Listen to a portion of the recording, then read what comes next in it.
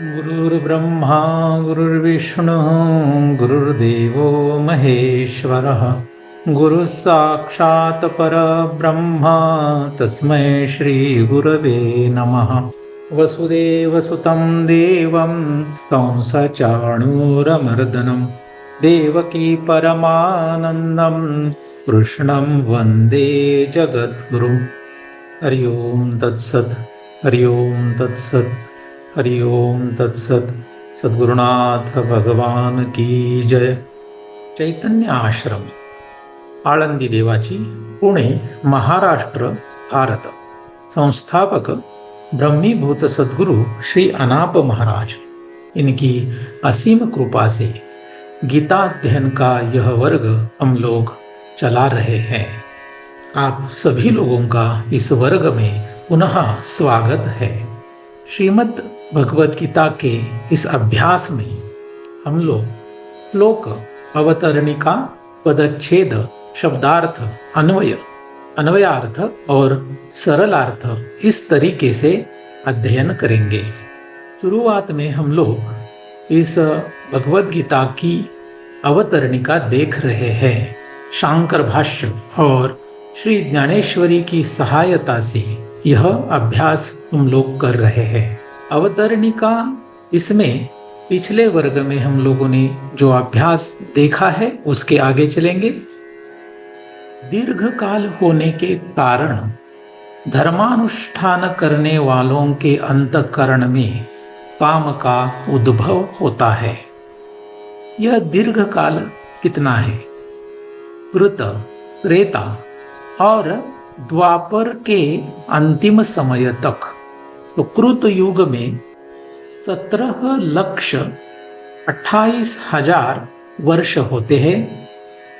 त्रेता युग में 12,96,000 वर्ष होते हैं और द्वापर युग में 8,64,000 वर्ष होते हैं। तो इतना समय होने के कारण क्या हुआ? धर्मानुष्ठान करने वालों के अंतःकरण में काम का उद्भव हुआ। धर्मानुष्ठान का अर्थ क्या है? पिछले वीडियो में हम लोगों ने देखा है कि धर्म क्या होता है। 5 तरीके से इस धर्म को हमने समझने की कोशिश की है और 2 प्रकार के वेदोक्त धर्म हमने पिछले वीडियो में देखे हैं। प्रवृत्ति लक्षण धर्म और निवृत्ति लक्षण धर्म। तो इन धर्मों का जो अनुष्ठान करते हैं उनके अंतःकरण में दीर्घ काल की वजह से काम का उद्भव होता है। काम क्या है? साधारण इसका अर्थ जो है वासना, ऐसे कहा जाता है। तो काम वासना के कारण यह एक अर्थ होगा। इसका ज्यादा उचित अर्थ होता है इच्छा। तो अलग अलग प्रकार की जो इच्छा है यही काम है। इस काम के कारण क्या हुआ? उसके कारण उत्पन्न हुआ अधर्म। तो काम के कारण अधर्म की उत्पत्ति हुई। अधर्म माने कि क्या? धर्म के जो विरुद्ध है। जो पहले हम लोगों ने धर्म समझने की कोशिश की थी, उसके विरुद्ध भाव जब होगा तब उसी को अधर्म कहेंगे। जैसे हम लोगों ने देखा था एक प्रवृत्ति लक्षण धर्म, निवृत्ति लक्षण धर्म, तो इसके विरुद्ध जाएंगे, वो होगा अधर्म। धर्म का और हम लोगों ने कुछ अभ्यास किया था। जैसे प्राणी मात्र जो है उनके मोक्ष का कारण, प्राणियों के अभ्युदय उत्कर्ष का कारण जगत है, उसके स्थिति का कारण। इस धर्म के विरुद्ध अधर्म होता है। तो काम के कारण जो अधर्म उत्पन्न हुआ, उसने क्या किया? उसने विवेक और विज्ञान इन दोनों को घटाया। सार क्या है, असार क्या है, इसकी बुद्धि विवेक है। सत क्या है, असत क्या है, नित्य क्या है, अनित्य क्या है, यह जो बुद्धि होती है वह विवेक है। तो इस बुद्धि का क्षय होता है, उसका कारण यह अधर्म है।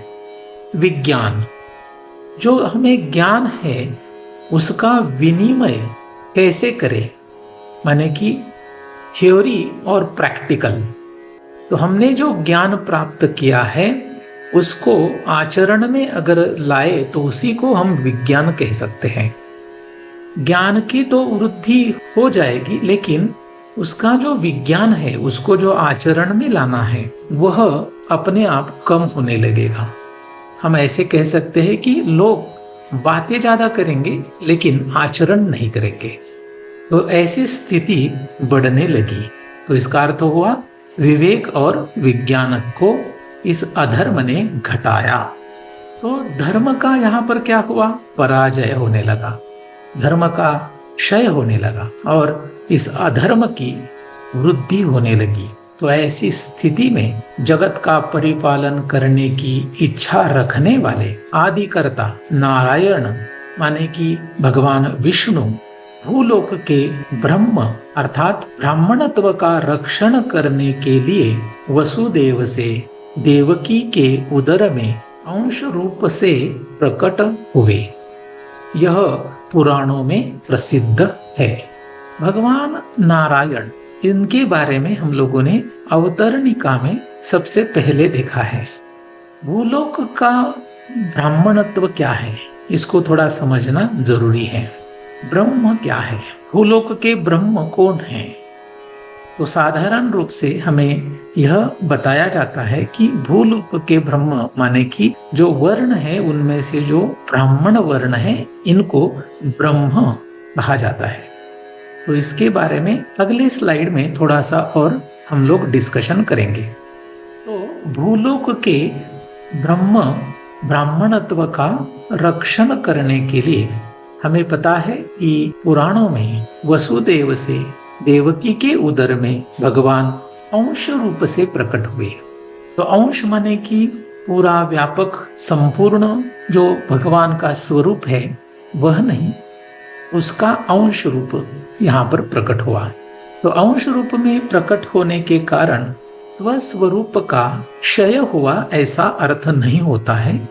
स्वस्वरूप में जो भी गुण है वह वैसे के वैसे ही इस अंश रूप में रहते हैं, ऐसा अंश रूप का अर्थ लेना जरूरी है। सभी वर्ण और आश्रम ब्राह्मणत्व के अधीन होने के कारण ब्राह्मणत्व के रक्षण से वैदिक धर्म का रक्षण होगा। यहाँ पर एक एक शब्द को समझने की कोशिश करेंगे। सभी वर्ण, तो 4 वर्ण है यह हमें पता है, ब्राह्मण, क्षत्रिय, वैश्य और शूद्र। आश्रम, सभी आश्रम, ब्रह्मचर्य, गृहस्थ, वानप्रस्थ और सन्यास, ऐसे 4 आश्रम। तो सभी वर्ण और आश्रम किनके अधीन है? ब्राह्मणत्व के अधीन है। तो इसका मतलब क्या हुआ?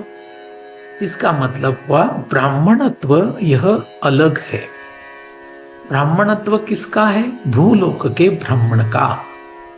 तो सभी वर्णों में जो 4 वर्ण हैं उनमें से एक वर्ण इस ब्राह्मणत्व के लिए नहीं ले सकते। ज्यादातर लोगों की ऐसी ही धारणा है कि 4 वर्णों में से जो ब्राह्मण वर्ण हैं उनको भूलोक के ब्रह्म कहा जाता है। लेकिन भगवान आदि शंकराचार्य ने यहाँ उपोद्घात में यह जो लिखा है इसको थोड़ा समझने की कोशिश करेंगे तो हमें यहाँ पे ऐसे दिखाई देगा कि ब्राह्मणत्व यह अलग दिया है और सभी वर्ण और आश्रम इस ब्राह्मणत्व के अधीन है। जिनको यह ब्राह्मणत्व है वही भूलोक के ब्रह्म कहलाते हैं। ब्राह्मणत्व किसी भी वर्ण में हो सकता है। अगर हम वेदों की रचना देखेंगे और वेदों का थोड़ा अभ्यास करेंगे, उसका इतिहास देखेंगे तो उसमें हमें दिखाई देता है कि यह ब्राह्मणत्व सभी वर्णों में है। तो ब्राह्मणत्व ऐसा समझ लीजिएगा कि जो साधुत्व होता है, जो सिद्ध महात्मा होते हैं उनको यह ब्राह्मणत्व है। तो सिद्ध महात्मा कौन से वर्ण में हो सकते हैं?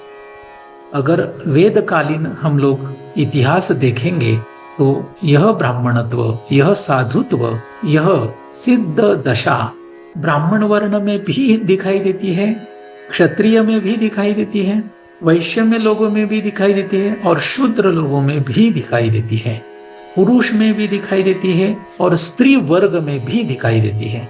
तो ब्राह्मणत्व यह केवल एक ही वर्ण के लिए लेना यह ज्यादा उचित यहाँ पर नहीं लगता है। तो ब्राह्मणत्व यह किसी भी वर्ण का हो सकता है और पुरुष और स्त्री का भी हो सकता है। तो इस ब्राह्मणत्व का हमें रक्षण करना जरूरी है। ऐसा रक्षण करने के लिए भगवान यहाँ पर अंश रूप से देवकी के उदर में प्रकट हुए, ऐसे यहाँ पे लेना ज्यादा उचित है। ब्राह्मणत्व के रक्षण से क्या होगा, यह यहाँ पे दिया है कि इस ब्राह्मणत्व के रक्षण से वैदिक धर्म का रक्षण होगा। और वैदिक धर्म हम लोगों ने पिछले वीडियो में देखा है। ज्ञान, ऐश्वर्य, शक्ति, बल, वीर्य और तेज, इनसे संपन्न वह भगवान अपनी त्रिगुणात्मक वैष्णवी माया मूल प्रकृति को स्वाधीन रखकर अज अव्यय भूत मात्र का ईश्वर, नित्य शुद्ध बुद्ध मुक्त स्वभाव होकर भी स्वमाया के द्वारा देहवान जैसा उत्पन्न हुआ ऐसा और लोकानुग्रह करता है ऐसा दिखाई देता है। भगवान, इस शब्द की अलग अलग व्याख्या हम लोग देख सकते हैं, लेकिन यहाँ पर जो दिया है कि जिनके पास षड ऐश्वर्य है वह भगवान है। तो यह षड ऐश्वर्य माने कि कौन सा? जिनके पास ज्ञान है, जिनके पास ऐश्वर्य है, जिनके पास शक्ति है, बल है, वीर्य है, तेज है। भगवान यह शब्द भगवत इस शब्द से बना है। तो भगवत शब्द का प्रथमा एक वचन का यह रूप है। तो भगवान की इस व्याख्या को थोड़ा समझने की कोशिश करेंगे। ज्ञान, ज्ञान जो साधारण रूप से सभी प्राणी मात्रों को होता है वह अल्प होता है, लेकिन यह ज्ञान जो शब्द है वह अल्प ज्ञान ऐसा नहीं है। विश्व में जितना भी ज्ञान है उस सभी ज्ञान को एक साथ में कर दीजिए तो पूरे विश्व का, पूरे सृष्टि का जिनको ज्ञान है उनको भगवान कहा जाता है। लेकिन दूसरा एक ज्ञान है, वह है स्वज्ञान। तो जिनको पूरे सृष्टि का और स्व का निसंदेह निसंदिग्ध ज्ञान है वह भगवान है। ऐश्वर्य, इस सृष्टि में सभी लोगों के पास अलग अलग प्रकार का ऐश्वर्य होता है। भूत मात्रों के ऐश्वर्य को एक साथ में कर दीजिए तो ये पूरा ऐश्वर्य जिनका है, केवल सृष्टि का ऐश्वर्य ही नहीं, यह सृष्टि जिस तत्व पर आरोपित है, यह सृष्टि उसको जिसका अधिष्ठान है वह अधिष्ठान, उसका भी जो ऐश्वर्य जिनके पास है वह भगवान है। शक्ति और बल, यह दो जो शब्द है वह समान दिखाई देते हैं, लेकिन शक्ति का अर्थ क्या होता है? जैसे अश्व शक्ति, तो अश्व की शक्ति इंग्लिश में हम लोग ऐसे कहते हैं हॉर्स पावर। हम लोग मोटर यूज करते हैं, पंप यूज करते हैं, 5 HP की मोटर, हमें उससे समझ में आता है कि उस पंप की कितनी शक्ति है। तो इस पूरे सृष्टि में जितने भी प्राणी मात्र है उनकी खुद की कुछ शक्ति है, इनको इकट्ठा कर दीजिए तो यह पूरी शक्ति जिनके पास है। इतनी ही नहीं, यह सृष्टि जिसके ऊपर आरोपित है उस अधिष्ठान ब्रह्म की जो शक्ति है वह भगवान की शक्ति है। शक्ति जो है इसका यह परिमाण हम कह सकते हैं, लेकिन बल जो है केवल परिमाण के ऊपर नहीं होता है, बल के लिए दिशा की जरूरत होती है, ऐसे भौतिक शास्त्र में दिखाई देता है। तो कोई भी अगर पदार्थ है तो एक जगह पर स्थिर होगा तो उसमें बल नहीं होता है, उसमें शक्ति हो सकती है लेकिन उसमें बल नहीं होगा। जब दिशा मिलेगी तो बल होगा। जैसे एक टेबल है तो वो स्थिर है तो उसमें बल नहीं, लेकिन उस टेबल को अगर हम खींचेंगे तो फिर दिशा मिलेगी। तो जब इस टेबल को हम लोग आगे या पीछे लेने की कोशिश कर रहे हैं तब बल दिखाई देता है। तो बल का अर्थ होता है परिमाण लेकिन दिशा के सहित। ये विश्व जब ऐसे चलायमान होता है, गतिमान होता है, तो इसकी गति ऊपर नीचे आजू बाजू में ऐसे किसी भी 10 दिशाओं में जो यह सृष्टि घूमने लगती है, हर पदार्थ को जो गति है उस गति को हम बल कह सकते हैं। तो यह बल संपूर्ण सृष्टि को गति देने वाला भगवान होता है और पूरी सृष्टि गतिमान होना इस भगवान की बल के कारण होता है। यह हमारी जो सूर्यमाला है, पृथ्वी है, अलग अलग ग्रह तारे हैं, तारका है, हमारी ये आकाश गंगा है और इतनी सारी आकाश गंगा है। तो यह सब अपने अपने गति से गतिमान दिखाई देती है। तो यह जो उनकी गति है, जिस बल से हुई है, वह बल जिनका है वह भगवान है। और यह जो पूरी सृष्टि है, यह सृष्टि, इस सृष्टि में जो शक्ति है वह उस भगवान की है। भगवान एक साथ पूरे शक्ति को धारण करता है। वीर्य, वीर्य का साधारण अर्थ हमें सब लोगों को पता है, जिसके कारण उत्पत्ति होती है। तो पूरी सृष्टि जिनके कारण उत्पन्न हुई, यह वीर्य जिनका है वह भगवान है। लेकिन वीर्य का और अर्थ कर सकते हैं। वीर्य जो है जिसके कारण पराक्रम होता है, शक्ति का प्रदर्शन, बल का प्रदर्शन, ज्ञान ऐश्वर्य का प्रदर्शन इस वीर्य के कारण होता है। वीर्यवान जो व्यक्ति होता है वह पराक्रमी होता है। वह पराक्रमी होने के कारण उसके शत्रु उससे डर कर रहते हैं, उसके खिलाफ कोई नहीं जा सकता। इस पूरे विश्व में सबसे ताकतवर, सबसे पराक्रमी, जिनके विरुद्ध जाने की किसकी भी शक्ति नहीं, इसका भी बल नहीं, ऐसे वीर्यवान यह भगवान है। तेज, तेज का अर्थ हम अगर देखेंगे तो जिसकी वजह से वह कांतिमान होता है, सुंदर होता है। इस सृष्टि में बहुत सारे प्राणी ऐसे होते हैं जो सुंदर होते हैं, दिखने के लिए बहुत अच्छे होते हैं, उनका रूप जो है सभी को भाता है। वह जिसके कारण होता है वह तेज है। तो तेज पुंज ऐसे भगवान है। इस सृष्टि में उनसे तेज पुंज कोई भी नहीं है। तो इन संपत्ति को जो धारण करते हैं, जिनका यह स्वभाव है, वह भगवान है। इन 6 ऐश्वर्यों का अलग अलग अर्थ भी आप लोगों को दिखाई देगा, लेकिन हमने यहाँ पर इन 6 ऐश्वर्यों का थोड़ा सा चिंतन करने की कोशिश की है। यहाँ पर त्रिगुणात्मक का अर्थ देखते हैं। त्रिगुणात्मक माने कि जिसमें 3 गुण हैं, सत्व, रज, तम। वैष्णवी, विष्णु की होने के कारण वह वैष्णवी है। भगवान नारायण को भगवान विष्णु भी कहते हैं। तो उनकी यह प्रकृति होने के कारण, उनकी यह माया होने के कारण उसको वैष्णवी कह सकते हैं। यह माया है। माया का अर्थ होता है वह सत्य नहीं है, वह भासमान है, वह जड़ है, वह परतंत्र है। ऐसे बहुत सारे शब्द माया के लिए हमने पहले भी समझने की कोशिश की है। इसी से पूरी सृष्टि उत्पन्न होती है। इसके कारण उसको मूल प्रकृति कहा है। इसको स्वाधीन रखकर भगवान कभी भी इसके अधीन नहीं होते हैं। यह हमें ध्यान में रखना है। जीव जो है, प्राणी मात्र जो है, वह इस माया के अधीन हो जाते हैं। अगर कोई भी जीव प्रयत्न पूर्वक साधना कर योग सामर्थ्य से इस माया को अपने स्वाधीन करने का प्रयास करे, तो वह भी भगवान इस पद की तरफ प्रगति कर सकता है। और सृष्टि में ऐसे बहुत सारे महात्मा दिखाई देते हैं जो इस रास्ते में गए हैं। ऐसी इच्छा हुई कि हम लोगों को भी इस माया को स्वाधीन रखना है, तो उस तरीके से हमें साधना करनी होगी। अज माने कि जिसका जन्म नहीं होता है, अव्यय, जिसका व्यय नहीं होता है, भूत मात्र का ईश्वर, सभी भूत मात्रों का जो नियमन करता है, सभी भूत मात्र का जो नियंता है, नियमन करता है, सभी भूत मात्रों का जो कारण है, वह भूत मात्र का ईश्वर।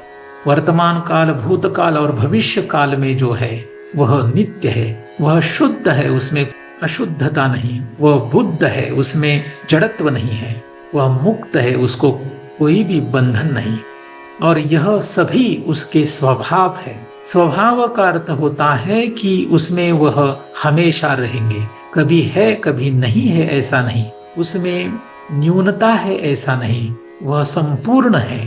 तो इसके कारण यह स्वभाव शब्द आया है।